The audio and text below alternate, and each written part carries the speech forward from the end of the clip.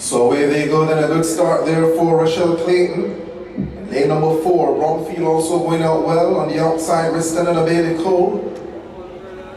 So it's Clayton and Bromfield at the moment. On the inside is Safia Thompson. She has some work to do, 250 meters left. Clayton and Bromfield and Tracy Cole. That's Bailey Cole, my apologies. 150 meters left now, and it is Bromfield from Clayton. So, Bromfield with the advantage in the home stretch. Bromfield, Clayton, Bailey Cole. So Bromfield wins it. Clayton will be second, and Riston and Bailey Cole in third.